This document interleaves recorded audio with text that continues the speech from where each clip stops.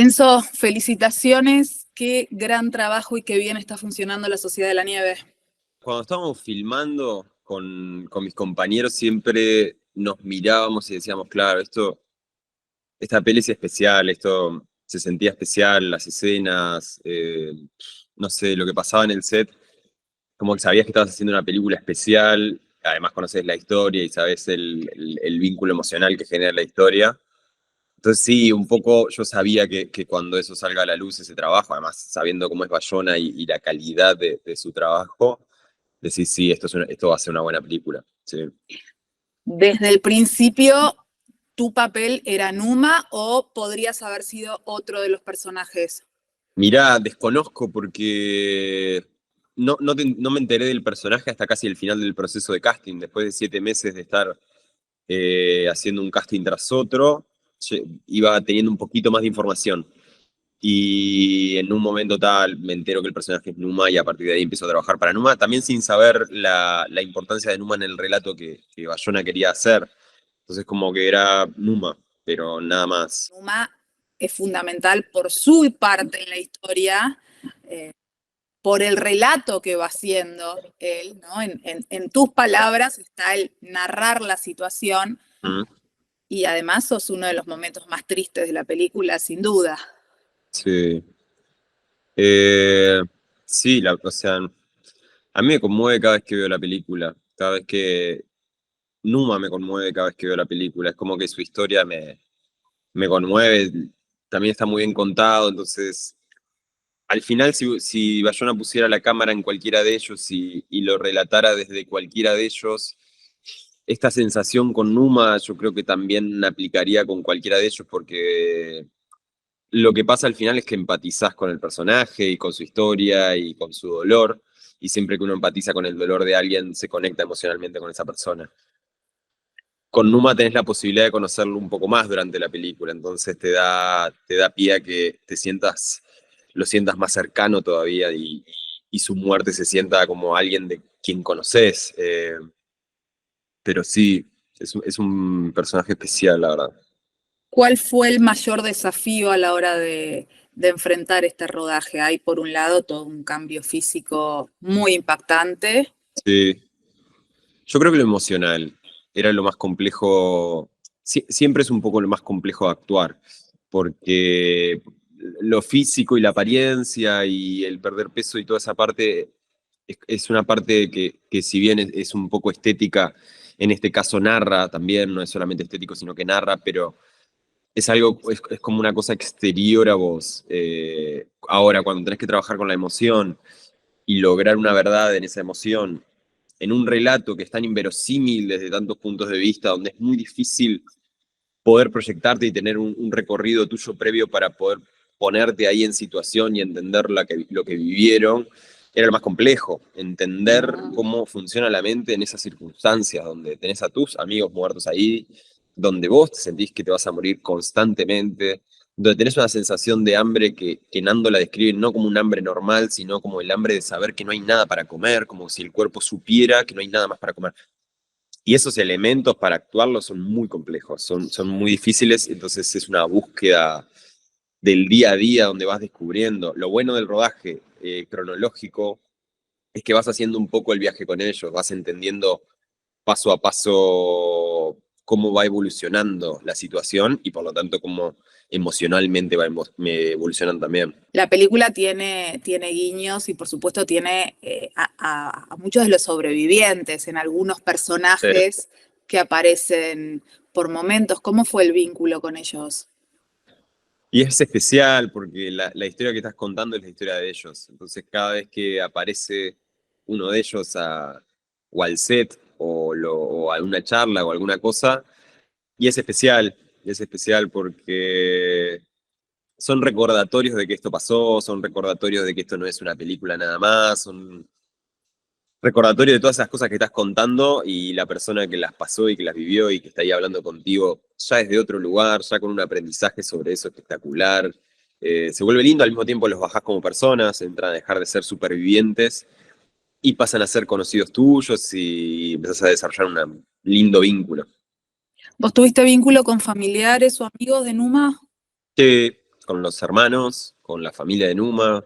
He ido a comer con la familia de Numa, me invitaron hace no demasiado tiempo, fuimos y comimos todos juntos con la familia de Numa, para charlar, para reencontrarse, para hablar un rato de Numa también. Es lindo, sí. Amigos de él, familiares, gente que lo conoció, de todo, sí. Por supuesto tenés ganas de que la película llegue a los Oscars. Por supuesto, sí, claro. Sí, claro. Sería hermoso para la película, para ese proyecto, sí, sin dudas. Si sucede, te vas a Los Ángeles. Ojalá, ojalá. No, no depende de mí, me tienen que llevar. Pero ojalá que sí. Ojalá que sí, mientras tanto está hiper nominada a los Goya, hay que decirlo. Y algo que pasa con las plataformas y con una película como esta es que de repente te están viendo países que nunca imaginaste. ¿Qué te Total. sucede a vos con eso? Bueno, es bastante. Yo trato de leer mucho, me llegan muchos mensajes, me llegan muchísimos. Es muy difícil, imposible responder a esos mensajes, pero sí trato de leer la mayor cantidad posible porque es el momento como para eso y es linda, las devoluciones son muy lindas. Y lo que voy descubriendo es que, claro, me escriben de muchas partes del mundo, pero pasa algo muy similar entre las personas. Empiezo a encontrar una similitud entre la experiencia de la película con cualquier parte del mundo, que es espectacular, porque ahí es donde decís, ah, claro, hay una parte humana que trasciende todo y que conectamos un poco de la misma manera con este tipo de cosas.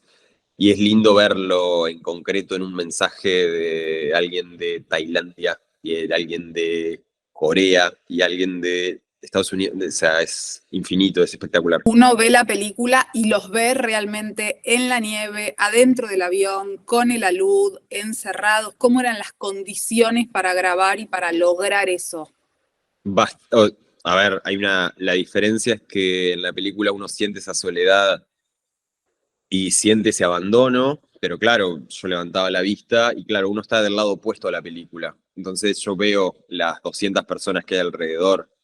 Muchas veces el avión se cerraba y ahí sí no veías a nadie más que a tu compañero y al cámara, pero en muchas ocasiones vos estás rodeado de personas. Entonces sentías una compañía, que eso era lindo, pero el juego era todo el tiempo aislarse. Entonces filmar en un set tan real te permitía también que esa entrada al juego sea más fácil. A Está veces bien, pero cerraba. esto sucedió en la nieve. La nieve, el frío eran reales. Exactamente. Muchos días había mucho frío. Habían días no, habían días espectaculares. Habían días muy lindos de solcito que se agradecían, pero habían días de mucho frío que al principio no lo agradecías, pero después cuando veías las tomas al final lo agradecías porque te ayuda mucho a actuar. Hay un momento que, a ver, por un lado uno está spoileando la película, por otro todos conocemos la historia, entonces hay el momento de la luz, ustedes quedan encerrados en el avión y es de una angustia porque la película cuenta muy bien cómo va pasando el tiempo adentro de ese Sí. avión sin saber si van a poder salir, ¿no? No, y incluso lo terrible que se ve de esa escena, yo siempre que lo pienso y siempre que la veo, pienso, claro, ellos la pasaron todavía peor, porque para la película uno tiene que lograr ver, entonces hay cierta iluminación para que uno pueda ver la escena nocturna, pero ellos estaban en completa oscuridad, ellos estaban viviendo este horror, este mismo horror, y más lento en completa oscuridad. Es una cosa que es inimaginable. Y el sufrimiento que ellos viven es siempre mucho más lento. Hay que pensar que nosotros estamos viendo una película que va a un ritmo y con una música y con una cosa, pero ellos estaban en el ritmo de la vida, de la montaña que no se mueve. Es todavía más terrible la realidad. Vos conociste la tragedia a tus 12 años, ¿correcto? Sí. La conocía de antes, pero a los 12 conocía a uno de ellos. Sí. ¿A, a quién conociste y en qué circunstancia? A Servino, vino al liceo, al secundario, yo tenía 12 años, estaba en primero o segundo, y venía alguien a darnos una charla.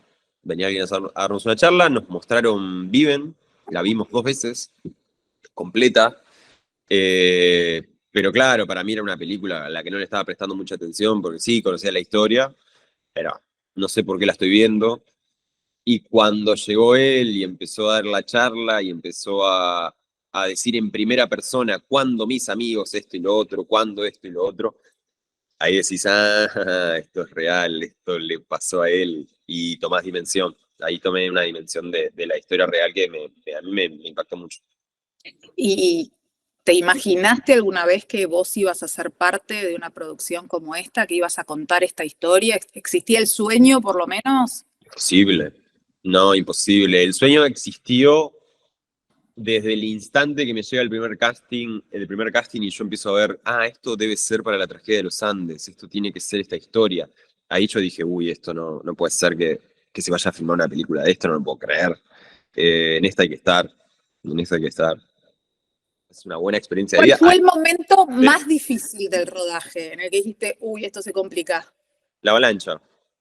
La avalancha porque ahí se volvió emocional y físico a la vez. Ya era un desafío doble muy intenso. Las dos cosas estaban a un nivel de intensidad muy fuerte. Lo emocional te desbordaba y encima estabas enterrado en nieve, sufriendo en nieve, padeciendo la nieve, por ahí padeciendo la nieve, ya odiándola, los dedos se te congelan de rasgar la nieve, o sea, estás en otra, se vuelve físico, exigentemente físico. Yo creo que es lo peor. Cualquiera de nosotros, yo creo que te va a responder lo mismo, la avalancha. ¿Cómo se logró la avalancha? Porque había que Dos, lograr una avalancha que a la vez no los pusiera en riesgo, ¿no? Que no fuera peligroso para bueno, ustedes. totalmente, pero siempre hay un margen de riesgo. A mí me gusta trabajar con un margen de riesgo como actor. Si yo siento que no hay un margen de riesgo, sobre todo en una historia así, como que me cuesta entrar un poquito, porque me siento demasiado seguro. Pero ahora cuando hay un margen de riesgo, que hay algo que se puede caer encima tuyo, que te puede pasar algo, ya te deja un estado más realista que me gusta. La avalancha, habían reemplazado todas las valijas por valijas de goma, réplicas exactas, pero hechas de goma, y unos cañones enormes de aire comprimido que soltaban el aire y una ventisca de la nieve y todo de repente quedaba blanco de un segundo al otro y sentías la explosión. Y nosotros estábamos en un estado distendido, no sabíamos cuándo iba a venir la explosión y en un momento llega una vibración, se mueve realmente todo el fuselaje y entra el... Fue espectacular de filmar.